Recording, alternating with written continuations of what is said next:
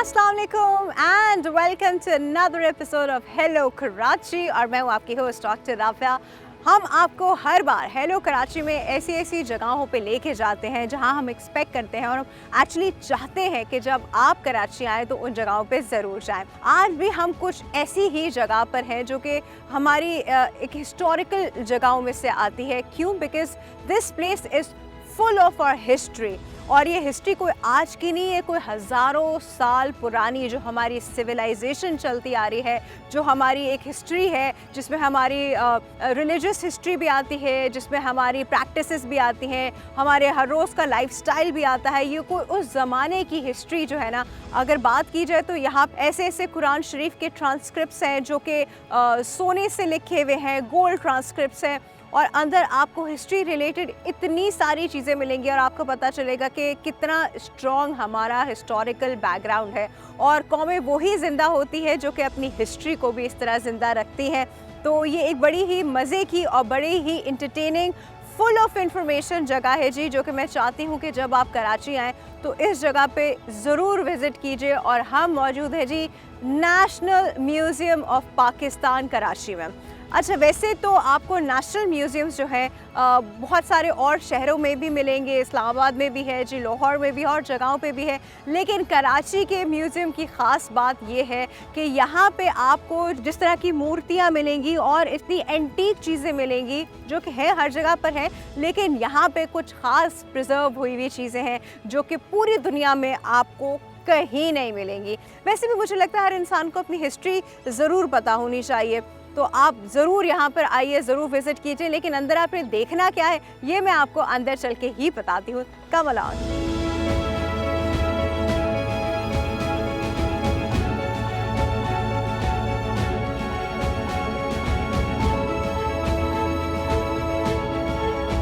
Alright everyone, अब मैं national Museum of Pakistan के अंदर मौजूद हूँ। पहले ये म्यूज़ियम कराची में इस्टेब्लिश किया गया था 1950 में फ्रेयर हॉल के एरिया में।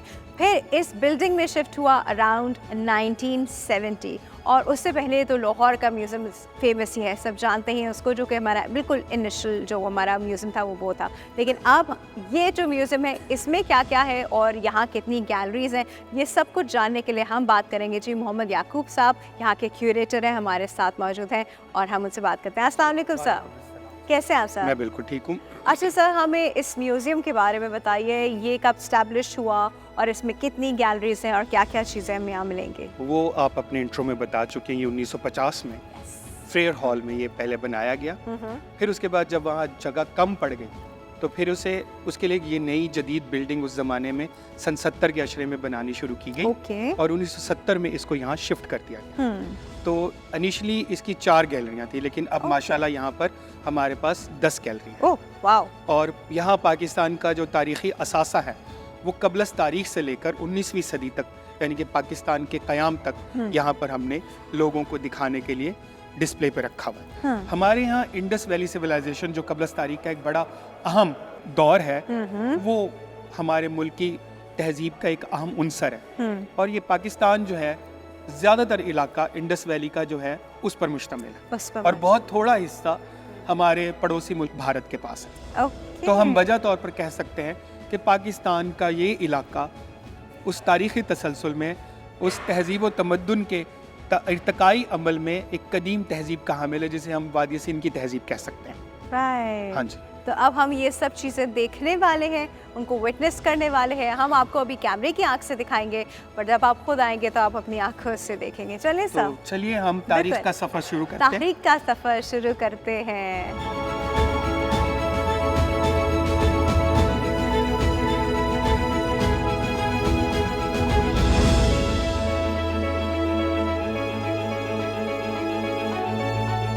और जी हमारी पहली गैलरी है which is a pre historic gallery. इस गैलरी में क्या क्या मौजूद है, सर से पूछते हैं जी साहब। ये गैलरी उस ज़माने को कवर करती है जो 20 लाख साल पहले से लेकर 2500 साल कबल मसीह तक का ज़माना है। और पाकिस्तान उन मुल्कों में शामिल है जहाँ इंसानी तहजीब का इर्तिका लाखों साल पहले हो चुका है। तो उसकी एक मिसाल इस गैलरी में रखा हुआ एक हैंड टूल है, जिसको हम कह लें उस वक़्त का दस्ती कुल्हाड़ी, लेकिन वो लकड़ी से नहीं बनी हुई, वो पत्थर से बनी हुई। अच्छा, पत्थर से बनी हुई, ये तो देखनी पड़ेगी, दिखाइए। तो चले वहाँ चलते हैं। ओह, दिस इज द वन। ये 20 लाख साल पुराना पत्थर जो इस्लामाबाद के करीब दरिया सवा के किनारे हमको मिला।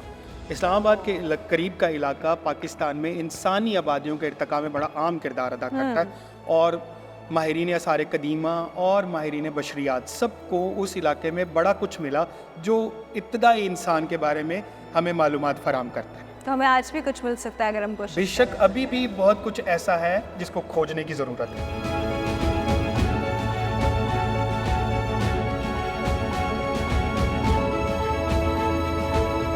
अब हम इस गैलरी से बाहर निकलते हैं। ये गैलरी हमारी 2500 साल कबले मसीह पे ख़त्म हो गई। Okay, alright.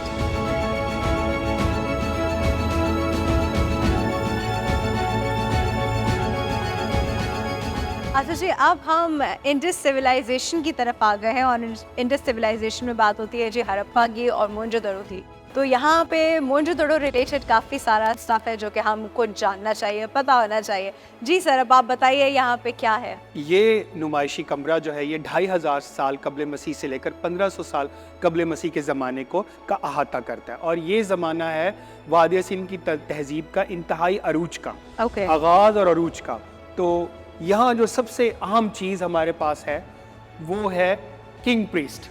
ये ऐसा मुजस्समा है जो कि वादिया सिंध की तहजीब का एक आइकॉनिक आइटम है। इसको हम किंग प्रीस्ट कहते हैं, यानी कि ये उस वक़्त का बादशाह भी हो सकता है और उस वक़्त का मजहबी रहनुमा भी हो सकता है। जो इसने चादर अपने कंधे पर ओढ़ रखी है, उसमें जो आप पैटर्न देख रहे हैं, डिज़ाइन देख रहे हैं, वो आज भी सिंध में अजरक का पर आपको मिलेंगे। इसका मतलब है कि अजरक के डिज़ाइन इतने कदीम हैं कि जितनी वादिया सिंध की तहजीब है, और कपास की पैदावार इस इलाके में उतनी ही है पुरानी जितनी कि ये तहजीब।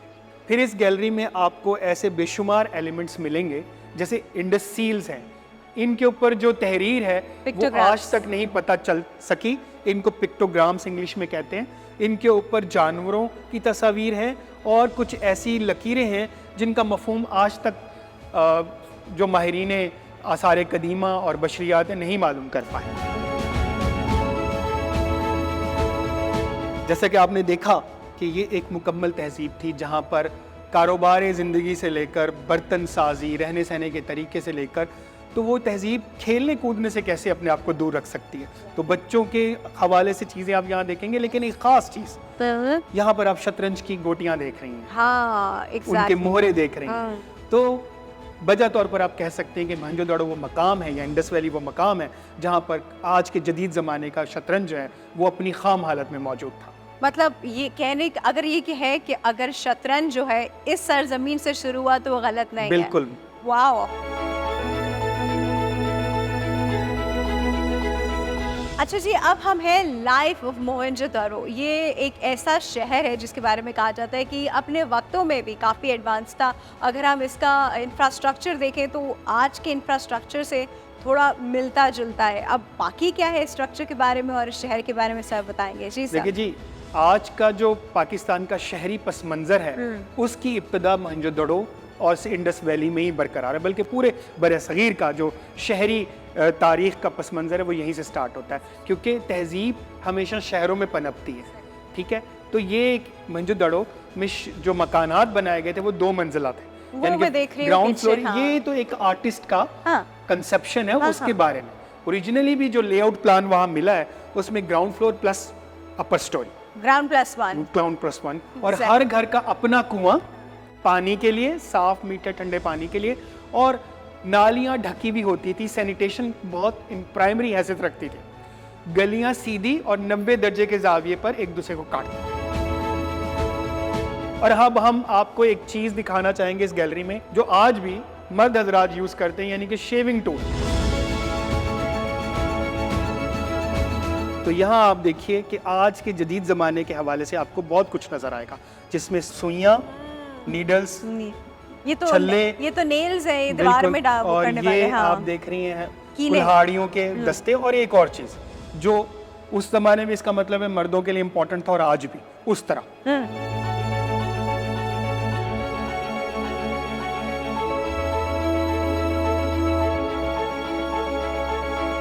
ये वो टेबल है जिसके गिर्द हमारी पहली काबीना ने कायद-ए-आज़म की सरबराही में अपना इजलास किया।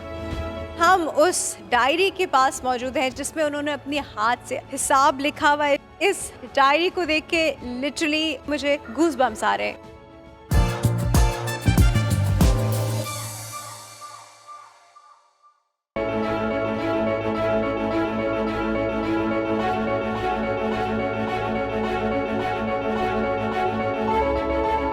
जी गंधारा गैलरी के अंदर अब हम मौजूद हैं और ये बड़ा मज़े का स्ट्रक्चर बना हुआ है। व्हाट इज़ इट, है क्या, इसकी तारीख की क्या हैसियत है, सर से मालूम करते हैं। जी जैसे मैंने पहले पिछली गैलरी में आपसे कहा कि कबलस तारीख का पाकिस्तान ख़त्म हो गया और तारीखी पाकिस्तान का आगाज़ हो गया और प्री इस्लामिक।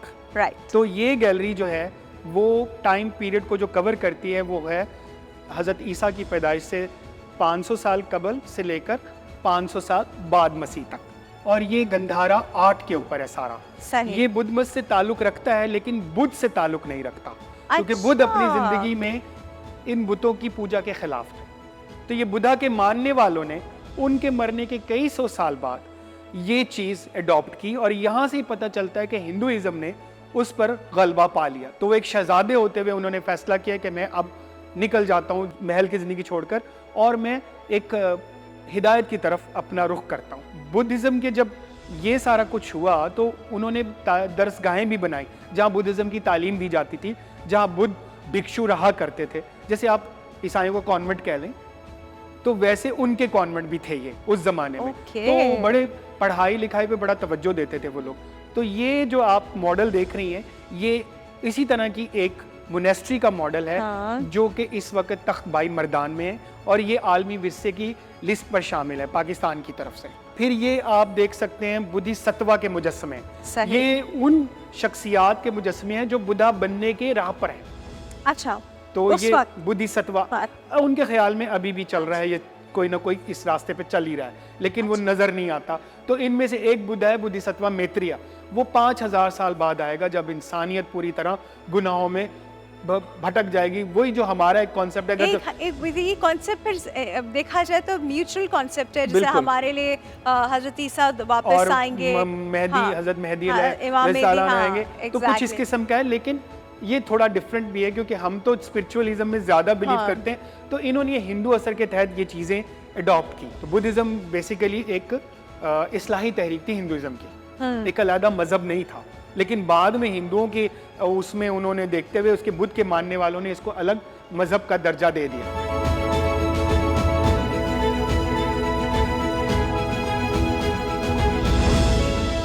अब हम तारीख के सफर में चलते चलते उस मकाम पर आ गए हैं जहां पाकिस्तान में इस्लाम की रोशनी फैली।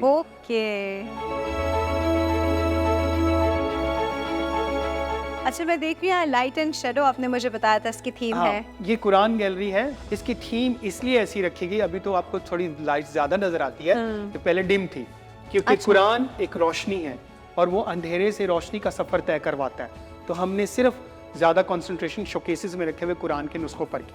हमारे पास इस गैलरी में 10वीं सदी से लेकर 19वीं सदी के कुरानी नुस्खे हैं जो सब हाथ से लिखे हुए हैं और ज़्यादातर जो इब्तदाई ख़त है कुरान मजीद को लिखने का कूफिक, फिर बाद में नस्ख नस्तलीक, इनमें लिखे गए। ये तमाम कुरान के नुस्खे जो हैं ये मुसलमानों के अपने दीन की तरफ मोहब्बत का इजहार है और कुरान की तरफ उनका लगाव है। क्योंकि मुसलमानों को तस्वीर बनाने की इजाज़त नहीं है इंसानों की जान। सही बात है। तो मुसलमानों ने अपने तमाम तरफ फ़न का इजहार खूबसूरती से कुरान को लिख कर किया। ये कुरान गैलरी इस म्यूज़ियम का सबसे बड़ा असासा है और ये इस्लाम और मुसलमानों के उस शानदार रिवायात की अमीन है कि उन्होंने कैसे खूबसूरत तरीके से कुरान को लिखने के फ़न की तरवीज की, सरपरस्ती की और उसे इस मकाम तक पहुंचाया कि दुनिया के लोग अशशकार उठे।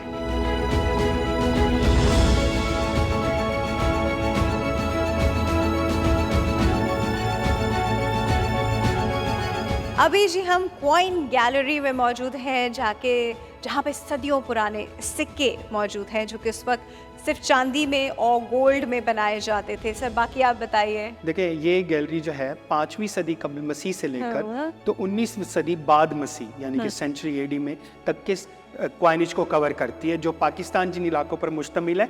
यहाँ जो सिक्के ढाले गए यानी कि ग्रीक्स के दौर के सिक्के, स्काथियंस, पार्थियंस, इंडो सासानियंस और मुस्लिम क्वाइनेज, और जिसको हम अरब क्वाइनेज के नाम से भी स्टार्ट करेंगे। और लेकिन यहाँ पर एक सिक्का बहुत अहम है जो कि आपकी तवज्जो चाहेगा। बिल्कुल। वो ये सिक्का है, ये सोने का सिक्का है जो इस वक्त दुनिया में ये 7 या 8 मौजूद है बस जी। ये सिक्के मरवान बिन अब्दुल मलिक ने जारी किए, जो बनु उमैया का एक बादशाह था, पहले शुरू के बादशाहों में से। तो उसने ये पहली मुस्लिम क्वाइनेज इस सिक्के को ढालकर स्टार्ट की। मुसलमानों के क्वाइनेज पर आपको इंसानी शक्लें नजर नहीं आएंगी, लेकिन इसमें अब्दुल मलिक मरवान की शक्ल एक तरफ और उसके बैक साइड पे अरबी में कलमा लिखा। तो ये दमिश्क में ढाला गया ये सिक्का, क्योंकि उनका दारुल हुकूमत दमिश्क था, उमवी खानदान का, तो ये सिक्का वहाँ डाला। और ये 7 या 8 इस वक्त दुनिया में मौजूद है, जिनमें से एक हमारे पास है।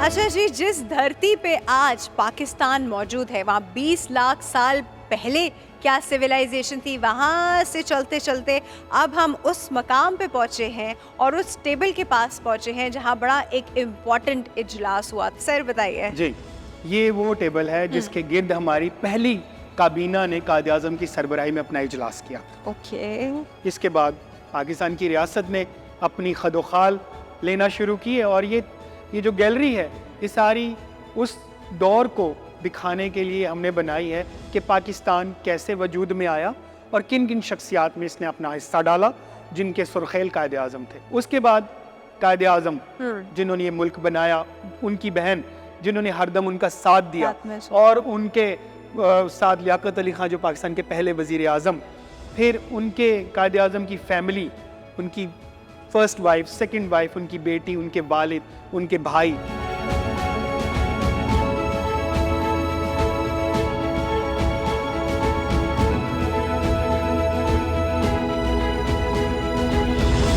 अच्छा जी, अब हम एक ऐसे पोर्शन में खड़े हैं जहाँ पे कायद आज़म के पर्सनल यूज़ में जो चीज़ें थी वो मौजूद हैं। और क्या चीज़ें सर बताइए।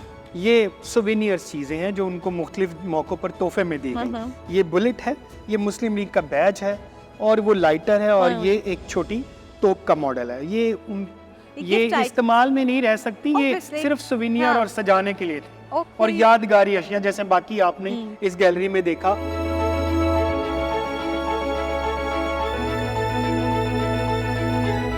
फाइनली जी, हम उस डायरी के पास मौजूद हैं जिसमें उन्होंने अपने हाथ से, अपनी हैंड राइटिंग से हिसाब लिखा हुआ है जी। उनके डिफरेंट स्टॉक एक्सचेंज में उनके शेयर से उस हवाले से उन्होंने लिखा हुआ है। और ये डायरी का जो मैं पेज पढ़ रही हूँ, दिस इज़ 1 नवंबर 1943 का मैं पेज आपको बता रही हूँ।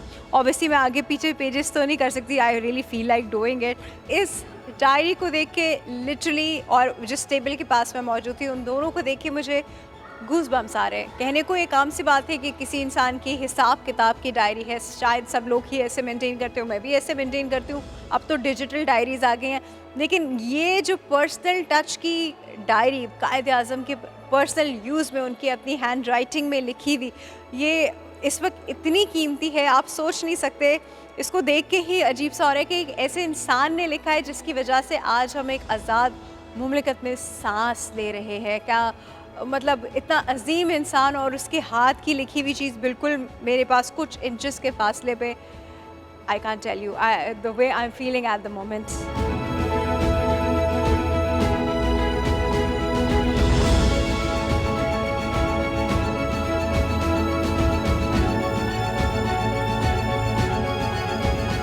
अच्छा सर, अब हम जो है वो पाकिस्तान की जो करंट हमारे जो सिनेरियो है, बेसिकली यहाँ पर अगर आप देखेंगे तो अर्बन सिटीज़ का ज़्यादा नहीं है, यहाँ पे गांव देहात और उनका कल्चर ज़्यादा दिखाया गया है। जी सर, ये क्या है? ये गैलरी पाकिस्तान की सकाफत को दिखाती है जो मुख्तलिफ सूबों की है। पाकिस्तान के 4 बड़े सूबे हैं और उनके नुमाया नस्ली ग्रुपों की हमने यहाँ पर नुमाइंदगी की है। सही। जो बलोचिस्तान से हमने स्टार्ट किया। बलोचिस्तान कभी नोमैडिक बलोचिस्तान ऐसे रहते थे अपने कंट्री साइड पर। शहरी बलोचिस्तान तो बिल्कुल डिफरेंट है, लेकिन नोमैडिक बलोचिस्तान ऐसा ही बिल्कुल।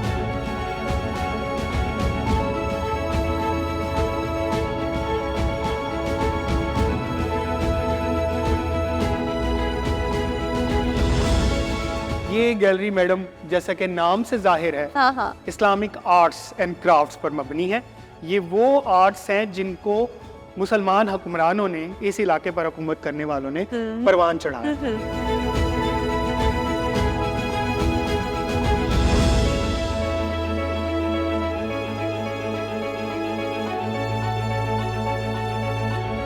कारपेट बड़ी तारीखी अहमियत रखता है। ये ईरान के बादशाह नादिर शाह, जिनकी तस्वीर ये सेंटर में है, हाँ। उन्होंने बरतानिया की मलिका विक्टोरिया को तोहफे में दिया था। क्वीन विक्टोरिया ने ये कालीन अपने उर्दू के उस्ताद अब्दुल करीम को दिया। ओके। और अब्दुल करीम साहब की फैमिली पाकिस्तान आई, उन्होंने ये कालीन नेशनल म्यूजियम को तोहफतन दे दिया। ठीक है, तो इसके ऊपर यूं गया और यूं वापस आया।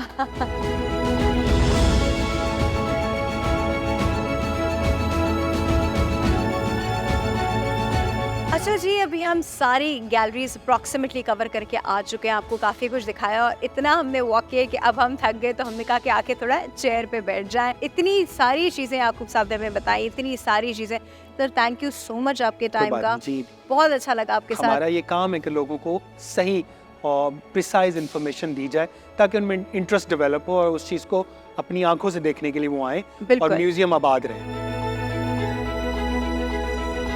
आज का शो बड़ा इंटरेस्टिंग था, फुल ऑफ इंफॉर्मेशन था। यूजुअली हमारे शोज जो होते हैं उसमें इंफॉर्मेशन बहुत होती है, बहुत बड़े एंटरटेनिंग भी होते हैं, बड़ा मज़ा भी आता है शोज़ में। लेकिन आज के शो में मैंने वो बातें सीखी, मुझे वो बातें पता चली जो कि मुझे शायद हम लोगों ने जब पाकिस्तान स्टडीज़ पढ़े थे या हम लोगों ने जब ज्योग्राफी पढ़ी थी तो हल्के फुल्की हमने इन सब चीज़ों को शायद ज़रूर देखा था, लेकिन इतना गौर नहीं किया था।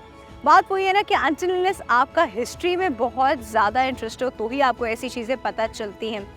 पता भी चल जाए तो देखने को नहीं मिलती हैं, देखने के लिए आपको इस तरह के म्यूज़ियम्स में आना पड़ता है। और आज का जो ये म्यूज़ियम का ट्रिप है हमारा, इसमें हम बहुत कुछ नया सीख के जा रहे हैं। सिर्फ मैं नहीं, मेरी टीम भी, और जिन जिन लोगों ने ये पूरा शो देखा भी है, आप लोगों ने जैसे, तो आप लोगों ने भी डेफिनेटली बहुत कुछ सीखा होगा और बहुत सारी चीज़ों को देख के आपका भी दिल चाह रहा होगा कि जब आप कराची आए तो आप इस म्यूज़ियम ज़रूर आए। बड़ा मज़ा आया जी, बहुत अच्छा था। तो इसके साथ ही आप आज मुझे इजाज़त दीजिए और इंशाल्लाह हम फिर किसी और नई चीज़ के साथ, हेलो कराची के साथ आपके साथ दोबारा हाजिर होंगे। अपना ख्याल रखेगा। अल्लाह हाफ़िज़।